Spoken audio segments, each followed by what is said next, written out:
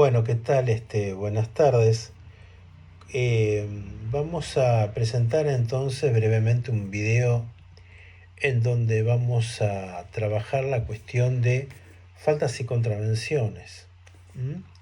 Nosotros particularmente tenemos que llevar a cabo una suerte de distinción entre aquellas conductas que son consideradas delitos y son aquellas conductas que están tipificadas en el Código Penal, a través de las normativas que fueron reguladas por el artículo 75, inciso 12, de aquellas conductas que son consideradas contravenciones y que en general abarcan lo que se llama el derecho administrativo sancionatorio.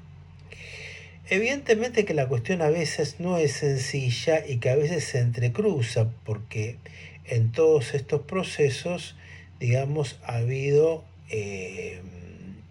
cambios, alteraciones y progresos. Y es interesante tener esto en cuenta porque, por ejemplo, cuando nosotros hablamos de la utilización o de tener un arma de fuego, esto per se es una conducta lícita en la medida en que uno tenga el permiso correspondiente para tener tenencia de armas. Pero el no contar, digamos, con la documentación correspondiente, terminaba siendo una falta de carácter administrativa. Luego se le dio un carácter contravencional, evidentemente, pero ese carácter contravencional fue de carácter provincial, que fue regulado por el artículo 42 de la norma 8031/73. Finalmente, la tenencia de armas sin registro quedó, con todos estos procesos de agravamiento de tenencia de armas y demás, tipificada en el Código Penal por el artículo 189 bis del Código Penal. Entonces, ha habido un tránsito de una norma que ha buscado fundamentalmente lo que se llama la sanción desde una gravedad nimia a transformarse específicamente en un delito. Entonces, evidentemente, nosotros tenemos que tener en cuenta que han existido lo que podríamos llamar, o por lo menos lo que se ha ocupado el legislador, es de que exista un sistema medianamente con establecimientos de reglas que sancionan de mayor a menor, o sea, de un código penal a un código contravencional o de faltas provincial a un código contravencional o de faltas de carácter municipal. Esto me parece muy importante tenerlo en cuenta porque tienen que ver con las pautas generales de lo que es el establecimiento de un orden público, y también tenemos que tener en cuenta que para el caso de lo que tiene que ver con la provincia, por ejemplo la provincia de Buenos Aires, ha sido regulado por el decreto ley correspondiente, mientras que en el caso de una falta de contravención de carácter municipal va a ser regulada por una ordenanza municipal. Entonces, aquí comienzan a tener que llevarse a cabo una suerte de selección de temas. Por ejemplo, cuando nosotros hablamos de los horarios de comercialización de bebidas alcohólicas que están regulados por la ley 11825, o cuando hablamos del funcionamiento de locales bailables que fue regulado oportunamente por la ley 14050, eran, al parecer, faltas típicamente municipales, pero después se fueron transformando en normas de carácter provincial. Recordaremos en algún momento en la época de Duhalde y demás, en donde hubo algún tipo de modificaciones con respecto al tema de los horarios. Las contravenciones provinciales están previstas en el Código de Faltas. Ya lo habíamos mencionado, el Decreto Ley 8031/73. Y es la legislatura de la provincia de Buenos Aires la que establece específicamente, va a establecer específicamente lo que se llaman leyes especiales complementarias. como la ley 11.748, la ley 11.825, la ley 13.178, que es sobre comercialización de bebidas alcohólicas. Después están los de nocturnidad, la 13.470, que es sobre juegos de azar, y la 11.929, que es sobre espectáculos deportivos. De estas normas que rigen faltas y contravenciones en la provincia, por ejemplo, tenemos pelearse sin lesiones, portar arma blanca, tener instrumentos actos para forzar cerraduras. Muchas veces hemos visto, recuerdo allá en la época de las policías locales, cuando se hacían controles de este tipo, especialmente cuando se veía gente con determinadas características, pero que llevaban mochilas y demás, y se observaba si estas personas estaban con elementos que podían llevar a la posibilidad de cometer un delito, o aquello que tiene que ver con desórdenes en la vía pública. Y para eso lo que recomendamos es leer el decreto ley 803173 y varios de los artículos que han contemplado estas situaciones. Por ejemplo, el artículo 38, el artículo 42, el artículo 55, el artículo 74, que en algún sentido han tratado de marcar claramente cuáles son las cuestiones, pero sí, siempre teniendo en cuenta que estas faltas y contravenciones de carácter provincial abarcan todo el territorio de la provincia y los 135 competencias distritales que existen en tal sentido. Y es además sumamente importante que las contravenciones municipales son reguladas por el decreto ley 8751 /77, y que en algún sentido estas faltas municipales han formado también un cuerpo normativo que está regulado a través de los artículos 26 y 162 de lo que se llaman las leyes orgánicas municipales. Esto siempre en el marco de la provincia de Buenos Aires.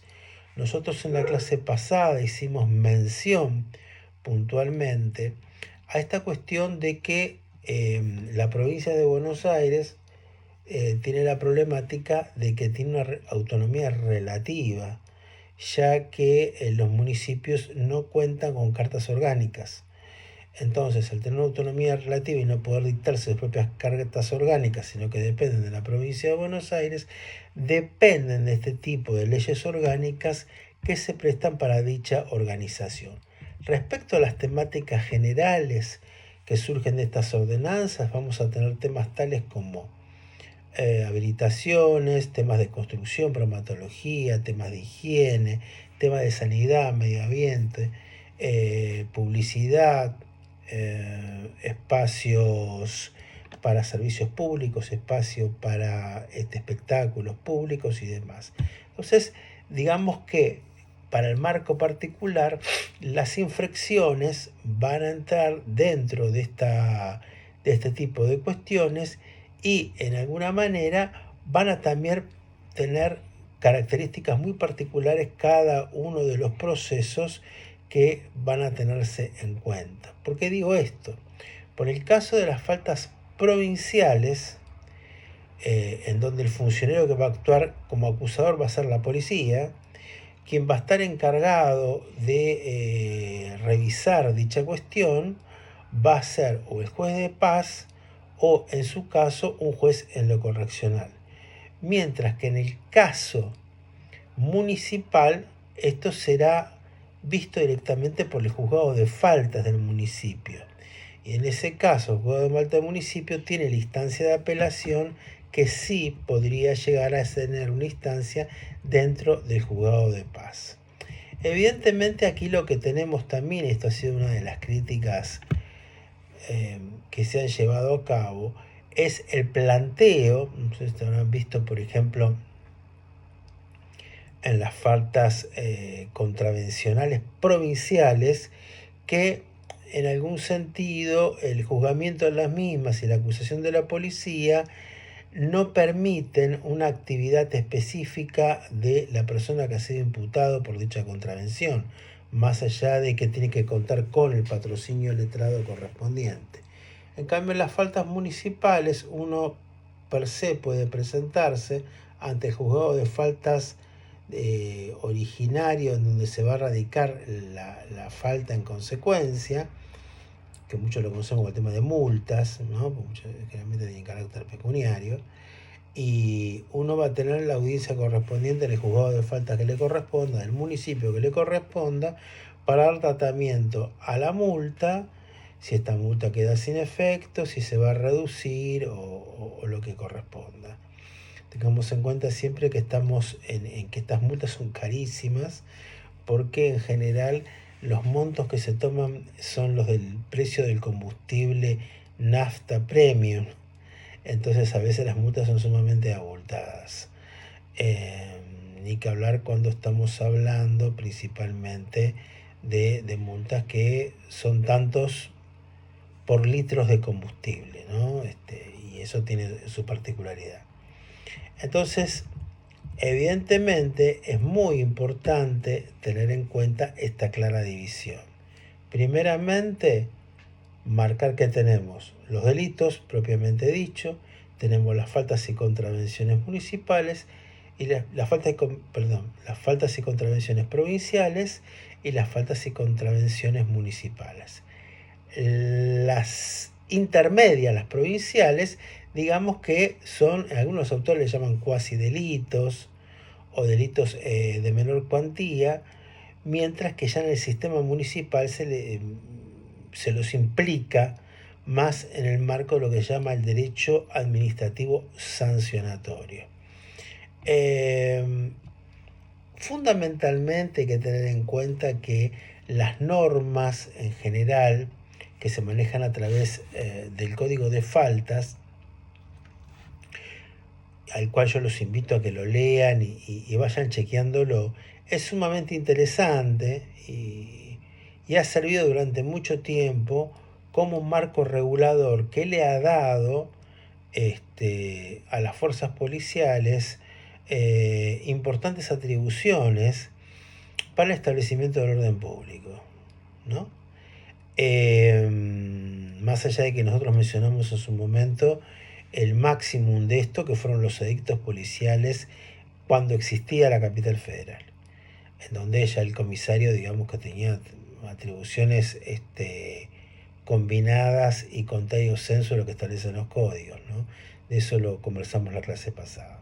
Y me parece sumamente interesante que empecemos a hacer un recorrido de este tipo de temáticas y que empecemos a observar que hay formatos normativos con cierta complejidad, que hay formatos normativos que no solamente se enmarcan en un contexto que tiene que ver con la sanción que podría llevar a el caso de la pérdida de la libertad, aunque antes existían las figuras del arresto, en el Código de Faltas todavía figura, pero prácticamente están fuera de circulación, ¿no? La privación de la libertad por este tipo de cuestiones, sino que generalmente es multa e inhabilitación las sanciones para este tipo de casos.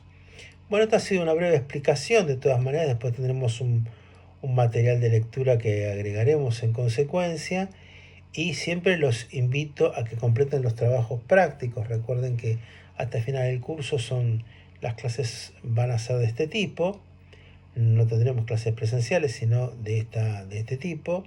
Y me parece sumamente importante, vuelvo a repetirles, que completen los trabajos prácticos, me los vayan enviando, así vamos cerrando el proceso, no solamente en cuanto al curso, sino también para su calificación. Bueno, muchas gracias.